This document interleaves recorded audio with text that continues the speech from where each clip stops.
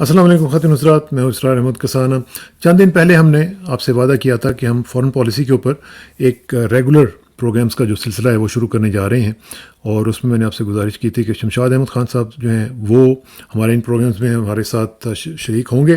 اور یہ پروگرامز آپ نے بہت ضروری ہے کہ دیکھیں تاکہ آپ کو پتہ چلے کہ ہماری جو ہسٹری ہے فورن پالیسی کے حوالے سے اور ویسے بھی پاکستان کے حوالے سے یہ کس طرح ایمرج ہوئی ہے، کس طرح ایوالو ہوئی ہے، اور کہاں پہ اب ہم کھڑے ہوئے ہیں. یہ ساری چیزیں جو ہیں ان کا تجزیہ کریں گے، اور ان تمام امور پہ گفتگو کرنے کے لیے ہمارے ساتھ موجود ہیں سابق سیکرٹری خارجہ جناب شمشاد احمد خان صاحب. شمشاد صاحب السلام علیکم. جی وعلیکم السلام.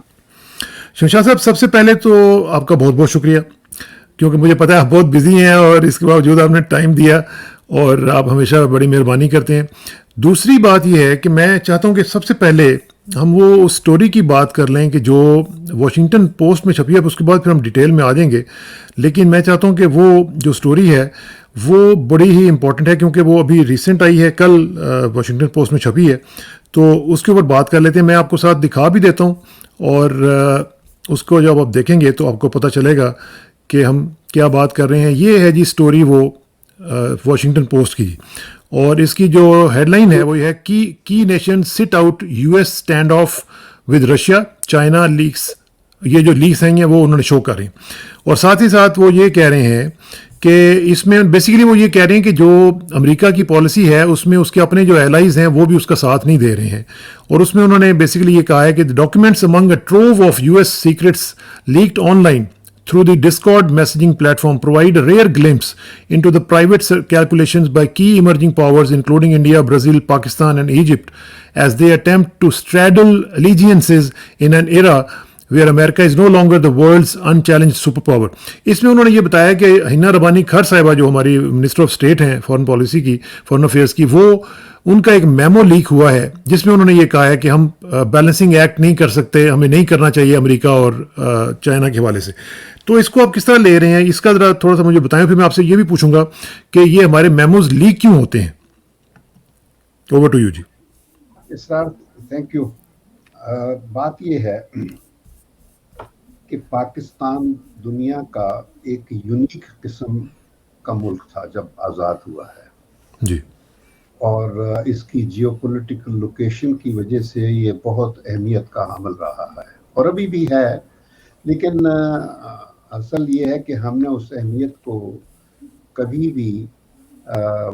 کبھی کیا کہ اکثر ہم نے اس جو اہمیت ہے ہماری جیو پولیٹیکل لوکیشن، اس کو ایسٹ بنانے کی بجائے ہم نے اس کو اپنی لائبلٹی بنا کے رکھا ہوا ہے. اور اب صحیح. آپ نے جو ذکر کیا ہے ہنا ربانی کھر کا، تو مجھے کوئی ترجم نہیں ہو رہا، کیونکہ یہ وہ سیاسی پارٹی ہے جس نے بہت بڑے بڑے سانحے برپا کیے ہیں پاکستان کی تاریخ میں. اور شروع اس میں 65 کی جنگ ہے، اس میں بھی بھٹو کا رول تھا، اور اس کے بعد پھر 71 کی ٹریجڈی، وہ پورا ان کا رول تھا بھٹو کا. اپنی ذاتی اقتدار کی خاطر اس نے ایک فوجی جرنیل کو جو شراب کے نشے میں رہتا تھا اور اس کے اور بڑے مشغلے ہوتے تھے، تو دونوں کی ایک چیزی عادتیں تھیں، تو لڑکانہ میں بیٹھ کے وہ پلان کرتے تھے. اور اس طریقے سے انہوں نے ایک ملٹری آپریشن ایسٹ پاکستان کے انتخابات کے بعد کیا، جب 75 ملین لوگوں کے خلاف صرف وہاں 25-30 ہزار ہمارے فوجی تھے. اب یہ کوئی سوچنے والی بات ہے، کبھی ایسی چیزیں ہوتی ہیں مگر ہمارے ملک میں ہوئی ہیں. تو خیر میں اب وہ ہسٹری میں نہیں جانا چاہتا، چونکہ بات آپ نے آج کی بات کی ہے، اس حوالے سے میں یہ کہوں گا کہ یہ عجیب منطق ہے کہ بیلنسنگ ایکٹ نہیں کر سکتے. ارے بھائی، ہم نے تو ساری ہماری پالیسی کا، فورن پالیسی کا کانسٹنٹ رہا ہے بیلنسنگ ایکٹ. مجھے یاد ہے اسرار کے 68 میں ایوب خان ایران آئے تھے، تو شہنشاہ کے ساتھ ان کی بڑی لمبی میٹنگ ہوئی تھی، جس میں شہنشاہ انسسٹ کر رہا تھا ایوب کو کہ تم عربوں کے ساتھ اپنے تعلقات کم کرو، ختم کرو، ہماری دوستی تب بنے گی اگر تم عربوں کے ساتھ ختم کرو گے.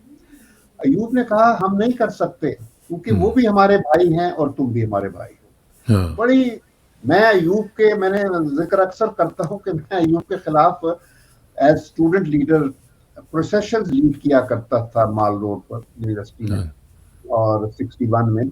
लेकिन जब मैं अयूब खान को मैंने यहाँ एज ए डिप्लोमेट, मैंने अयूब को, अपने सदर को, हेड ऑफ स्टेट को एक फॉरेन बादशाह के सामने इस तरीके से आर्ग्यू करते देखा तो मैं बड़ा इम्प्रेस हुआ।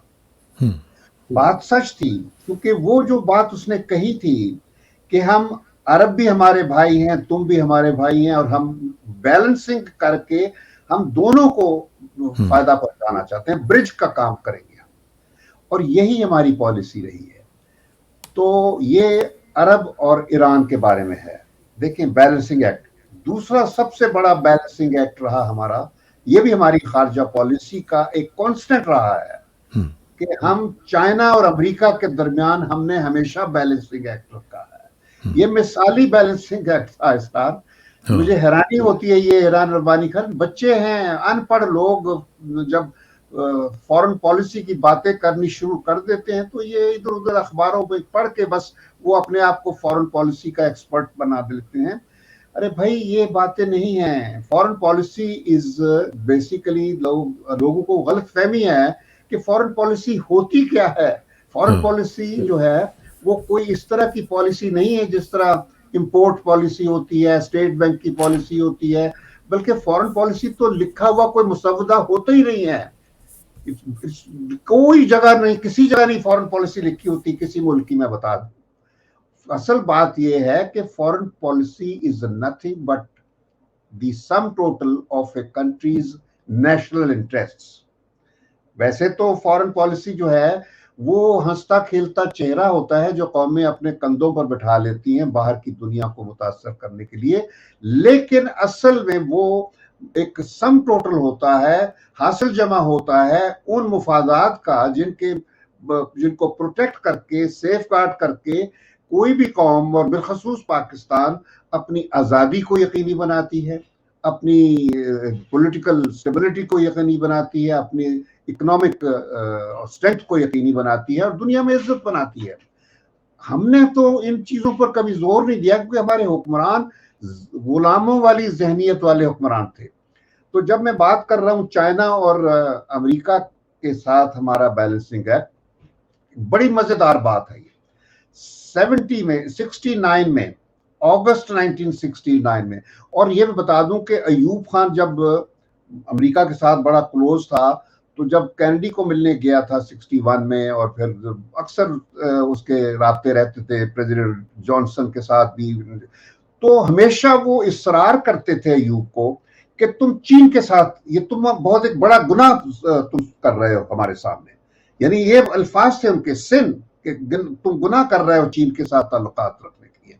तो अयूब कहता था कि नहीं, मैं चीन के साथ ताल्लुकात पर कॉम्प्रोमाइज नहीं करूंगा। चीन एक नई ताकत है और हमारा दोस्त है, और खासतौर पर जब आपने हमें हमेशा मायूस किया है, हमारा अलाई हम तुम्हारे हो के हमें हमेशा तुमने 65 की जंग में, 63 में, 49 में, तो मकसद था, अयूब ने इनकार कर दिया था कि हम बैलेंसिंग रखेंगे।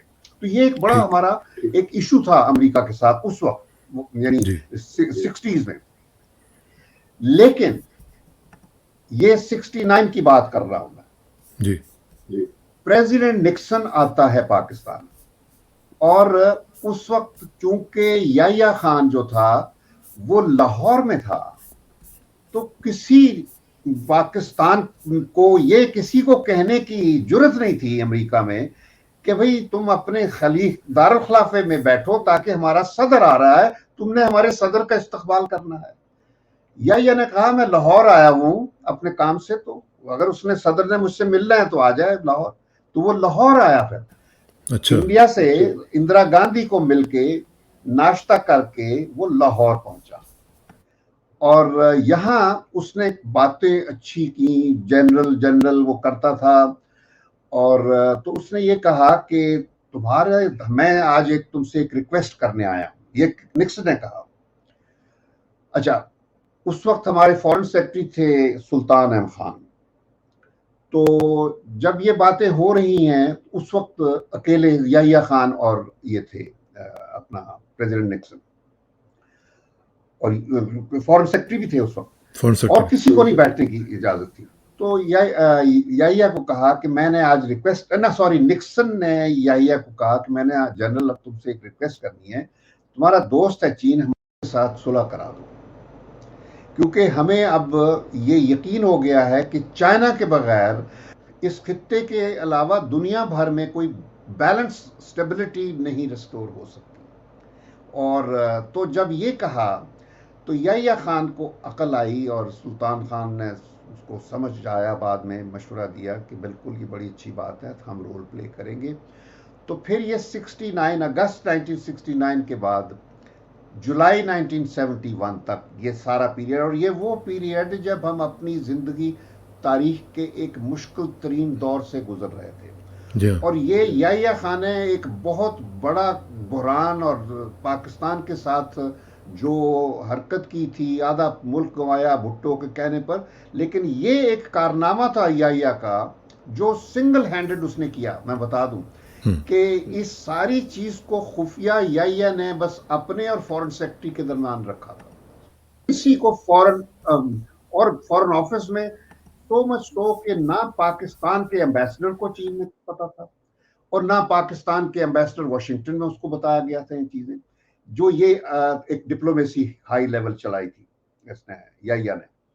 اور اس میں پھر میسج چون لائی کو یحییٰ کی طرف سے گیا، اس کا پھر جواب آیا 70 کے ارلی میں، فروری میں یا کب، پھر وہ ایک خاص بندہ ایک سیلڈ کورڈ میں میسج جو تھا کوئی اور تاروں کے ذریعے سائفر کے ذریعے نہیں بھیجا، ہمارا ایک ڈائریکٹر تھا بشیر بابر فورن آفس میں، امریکہ کو ڈیل کرتا تھا، وہ لے کے گیا تھا ایز اے اسپیشل میسنجر، اس کو بھی نہیں پتا تھا کہ اس میں کیا ہے۔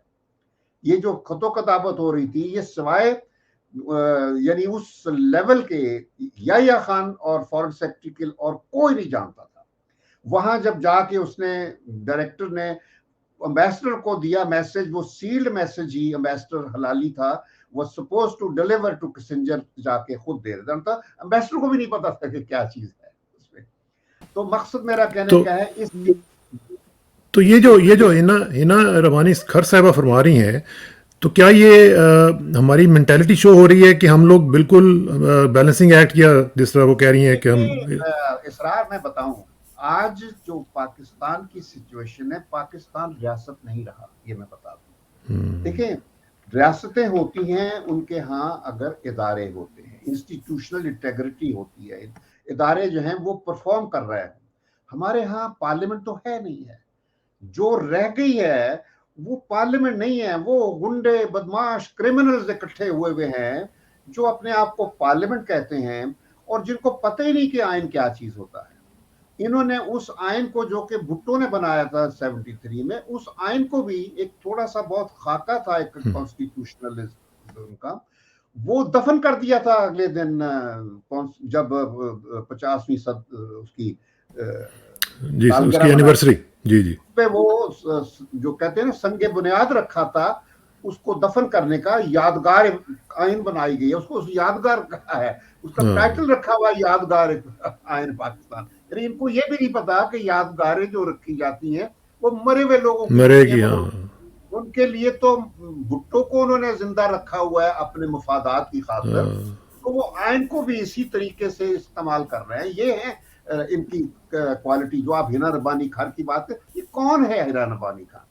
یہ وہ کسی وڈیرے خر کی بیٹی ہے، وہ خر ہیں جن کی فیملیز انگریزوں کے پٹھو ہوتے تھے، اور ابھی بھی ادھر فورن منسٹر ہے، ادھر بزنس کرتی ہے، ادھر ریسٹوران چلاتی ہے، ادھر ریسٹوران چلاتی ہے۔ یہ اس قسم کے لوگ جب فورن پالیسی میں آ جائیں، اسی طرح جب بزنس مین پاکستان کی حکمرانیت حاصل کر لے، یعنی حکمران بھی بن جائیں، ساتھ اپنا بزنس بھی چلا رہے ہیں، فیکٹریاں، ملیں اور مافیا کا سسٹم، ہر چیز جو گندی ہے وہ پاکستان کے حکمرانوں کے شجرے میں آ رہی ہے۔ تو پھر شمشاد صاحب، جس طرح ابھی آپ ہنا کا بتا رہے ہیں، اسی طرح کا سٹیٹمنٹ جو ہے وہ کانگریس مین بریڈ شرمن نے یہ دیا ہے، اور انہوں نے اپنی وہاں پہ ہاؤس آف ریپرزینٹیٹیو میں بات کرتے ہوئے یہ کہا ہے کہ شہباز شریف جو ہے وہ he is very easy to deal with. اس کا کیا مطلب ہے؟ ایزی ٹو ڈیل ود کا کیا مطلب؟ انہوں نے یہ کہا ہے کہ عمران خان جو ہیں یہ ہی از اے ٹف گائے، لیکن شہباز شریف جو ہیں easy to deal with.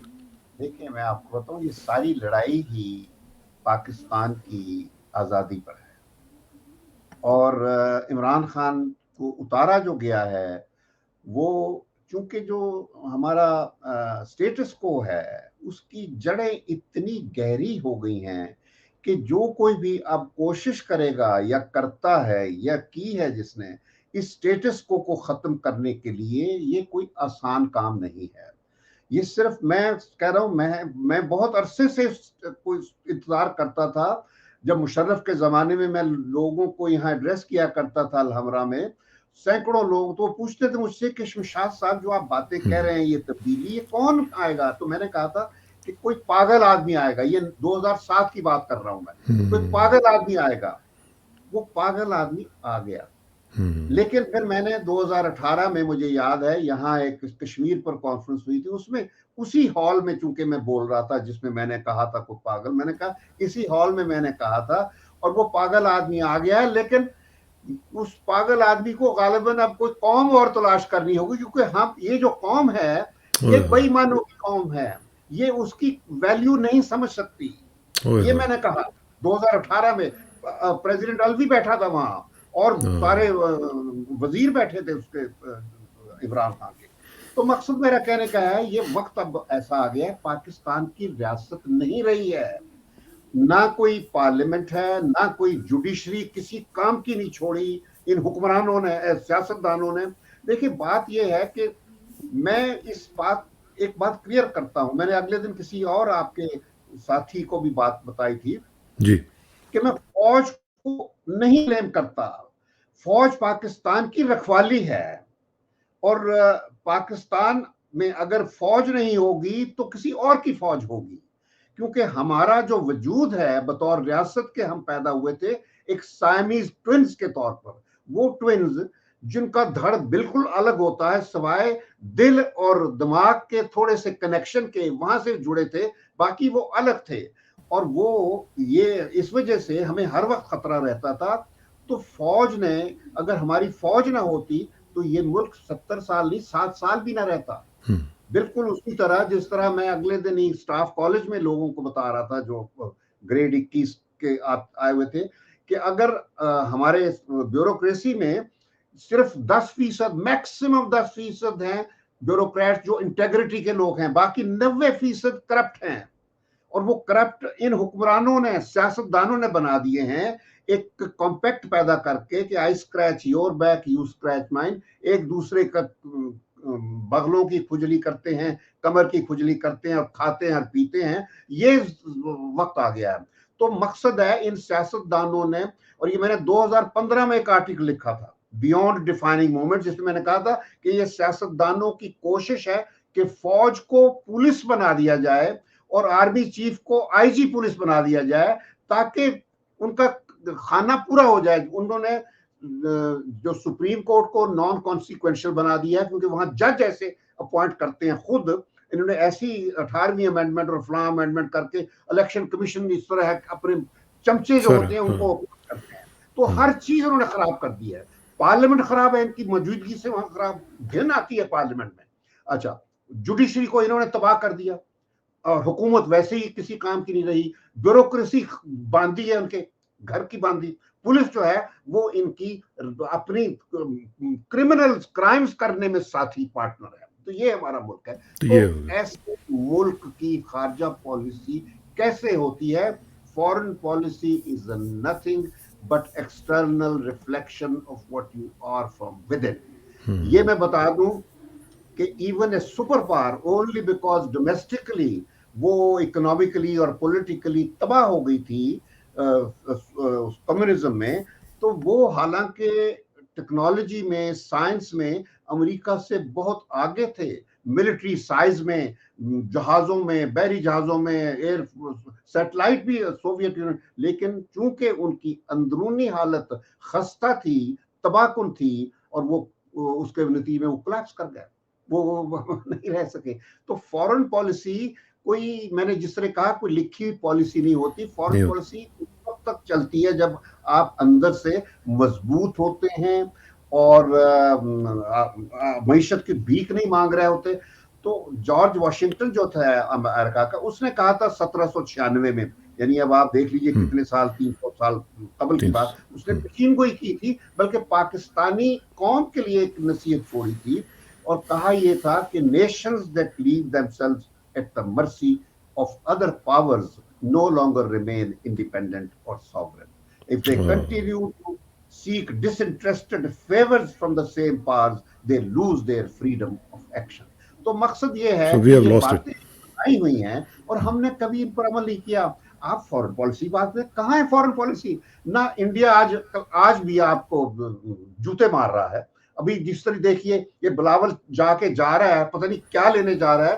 India نے آپ کو 2016 میں آپ یو آر ہوسٹنگ دی ساک سمٹ, 16ویں ساک سمٹ, لیکن انڈیا نے چونکہ کہا کہ پاکستان ایک ٹیررسٹ ملک ہے, میں نہیں یہاں آؤں گا, اور ساتھ اس نے سارے سارک کے ملکوں کو نہیں جانا. 2016 کے بعد آج دیکھ لیجیے کتنے سال, 7 سال ہو گئے ہیں, وہ ہم سمٹ نہیں کروا سکے. سارک کی سمٹس بند ہو گئی ہیں, مطلب میں کہنا یہ مطلب پریکٹیکلی ختم ہو گئی, نہیں کروا سکے. تو مقصد میرا کہنے کا ہے کہ ایسی صورت میں جب انڈیا نے ہمارے ملک میں آنے سے انکار کر دیا تھا, یہ چمچہ جو ہے پتہ نہیں انڈیا کا, یہ کیا لینے جا رہا ہے. مجھے تو فارن آفس پہ شرم آ رہی ہے کہ آپ اتنی بھی ڈگنیٹی کا خیال نہیں رکھ سکتے. آپ ویسے تو ہندوستان سے ساری جنگیں ہار جاتے ہو, تو یہ اتنا بھی نہیں کر سکتے کہ اگر اس نے مودی نے آپ کو چھتر مارا ہوا ہے, آپ اس کے جواب میں تو نہ جائیں وہاں پہ. وہ دعوت دیتے ہیں, وہ ٹھیک ہے, چائنا انڈرسٹینڈ کرتا ہے ہماری, ہمیں ضرورت نہیں. اور میں کہوں گا جس کسی نے بھی ان کو مشورہ دیا ہے غلط مشورہ دیا ہے. ہمیں نہیں جانا چاہیے. یہ کم از کم اپنی ڈگنیٹی, تم کر کچھ نہیں سکتے, تمہارے پاس طاقت کچھ نہیں ہے, تمہارے پاس عقل کچھ نہیں ہے, سمجھ کچھ نہیں ہے, تم لوگوں نے ملک برباد کر دیا ہے. کم از کم اتنی عزت تو رکھ لو کہ ہم گھسے پٹے جا رہے ہو تم وہاں صرف گوا کی سیر کرنے کے لیے. تو یہ باتیں ہیں, یہ جو آپ کہتے ہیں نا کہ یہ جو خارجہ پالیسی, میں آپ کو ایک اور مثال دیتا ہوں. 2008 میں یعنی انڈیا اور امریکہ نے ایک نیوکلیئر ڈیل کیا. حالانکہ جب میں نیگوشیٹ کر رہا تھا اسٹروپ ٹیلبٹ کے ساتھ 98 سے اور 99 تک ہمارے دھماکوں کے بعد, تو اس وقت میں نے یہ یقینی ان سے ایشورنس لی تھی کہ اب جو بھی سلوک ہوگا انڈیا اور پاکستان کے ساتھ وہ برابر ہوگا, پیونیٹیو یا ریوارڈ کرنے کا. اور یہ کمٹ کیا تھا امریکہ نے اس وقت, یہ بالکل ہر چیز ٹھیک کر لی تھی. اس کے بعد پھر امریکہ کے تیور بدل گئے تھے. وہ اس وقت جب بدلے جب مشرف نے اپنے کارنامے شروع کر دیے تھے, اور وہ آؤٹ آف دا باکس لا کے انڈیا کو کشمیر وہ کر رہا تھا, out of the box solution. تو مقصد تھا کہ وہ ہماری اصل جو ڈیٹیریشن ہے وہ اس وقت سے شروع ہوتی ہے. مشرف کا اپنا وقت اچھا تھا, ٹھیک تھا, لیکن وہ جس وقت سیاست میں آیا, جب وہ پولیٹیکل پارٹی بنائی جو کیو لیگ کہا جاتا تھا, تو وہ کیو کو میں ہمیشہ لکھتے ہوئے QUEUE کہا کرتا تھا, کیونکہ وہ ایک ملٹری بندے کی پولیٹیکل پارٹی تھی, اور اس کے بعد سے اس کا جو ہے نا وہ زوال شروع ہو گیا تھا. تو مقصد میرا کہنے کا ہے کہ یہ جو 2008 میں نیوکلیئر ڈیل امریکہ اور انڈیا نے کیا, تو وہ اس کو آپریشنلائز کرنے کے لیے یہ ضروری تھا, وہ ایگریمنٹ جو تھا انٹرنیشنل ایگریمنٹ, کہ it should be cleared by International Atomic Energy Agency in Vienna. تو وہ جب وہاں گیا تو روٹین میں جو ہمارا امبیسڈر تھا وہاں, شہباز گل, وہ آفتاب گل کرکٹر ہوتا تھا, اس کا چھوٹا بھائی تھا. یہ شہباز گل ہمارا بڑا اچھا بریلینٹ امبیسڈر تھا.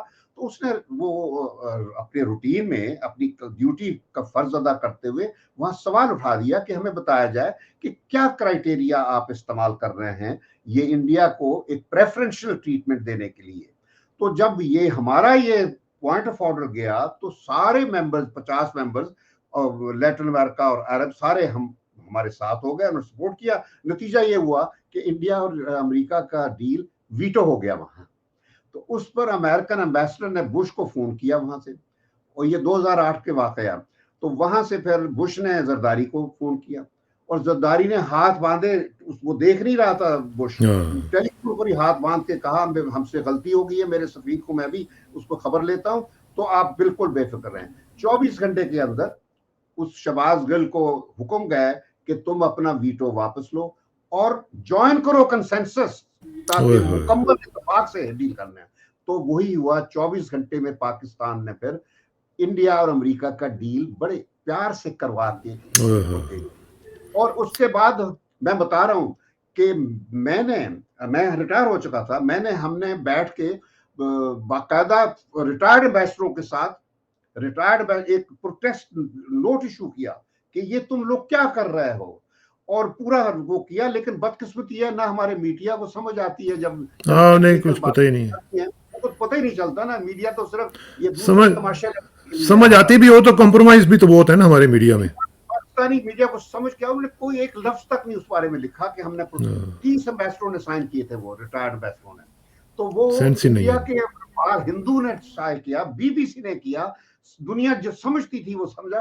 तो ये इसने, आप कहते हैं ना ये इन्होंने क्या कर रहे हैं, ये है हमारी हर चीज जो अमेरिका चाहता है। फिर जरदारी ने तो मेमो लिखा था, उसमें लिखा था, अमेरिका को कहा था कि तुम हमारी फौज से जान छोड़ो, तो हम जो तुम कहोगे, बल्कि फौज की तकरीरियां भी हम तुम्हारी मर्जी से करेंगे। और वो फिर हुआ ये कि उस मेमो पर थोड़ा झगड़ा पड़ा, फौजी क्यानी था, लेकिन वो क्यानी जो था वो उसने मेमो पर जरदारी के साथ एक मुआहदा कर लिया कि तुम जो करना चाहते हो वो तुम कर लो, और उसके बदले में जरदारी ने उसको 3 साल एक्सटेंशन दे दी। जब से ये एक्सटेंशन का सिलसिला शुरू हुआ है तो फौज पुलिस बनती जा रही है। मुझे उस वक्त भी था, तो मैंने 2015 में उसकी एक्सटेंशन के बाद ही लिखा था कि पुलिस बनाना चाहते हैं लेकिन हमारी फौज नहीं बनेगी।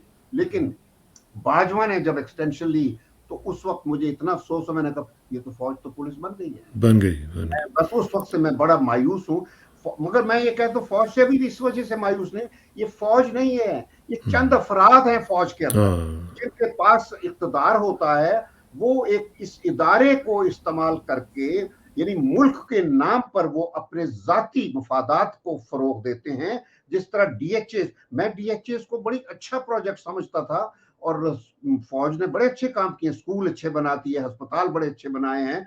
DHS भी अभी भी मैं कहता हूँ इसको रखना चाहिए, मगर अफराद की लेकिन शमशाद साहब, उसमें DHS की आपने बात की है, मुझे बल्कि याद आ गया, मुल्तान, आधा मेरा ताल्लुक मुल्तान से भी है। तो जो मुल्तान का DHA है उसमें तो सारे जितने बागात थे आमों के, आप यकीन करें, मुझे आज भी एक दोस्त ने वो वीडियो भेजी है, मेरा दिल जो है ना खून के आंसू रो रहा था, क्योंकि मुझे पता है कि मुल्तान में आमों की क्या इंपॉर्टेंस है, और एक आम का जो पेड़ है वो उसके ऊपर कितनी मेहनत, एक बच्चे की परवरिश जितनी मेहनत उसके ऊपर लगती है, और फिर वो 100 साल तक चलता है, और इतनी लॉन्ग इन्वेस्टमेंट उनकी लॉन्ग टर्म होती है। तो जिस तरह इन्होंने उनको बर्बाद किया है, तो मुझे तो शर्म आ रही है, यकीन करें, DHA से भी। पैसे की हवस जो होती है ना, फिर कोई आपको किसी लायक नहीं छोड़ती। अब ये जो चंद लोग हैं फौज में जो DHAs वगैरह को कंट्रोल करते हैं, जमीनें एक्वायर करते हैं, ये इन्होंने साथी मिलाए हुए हैं।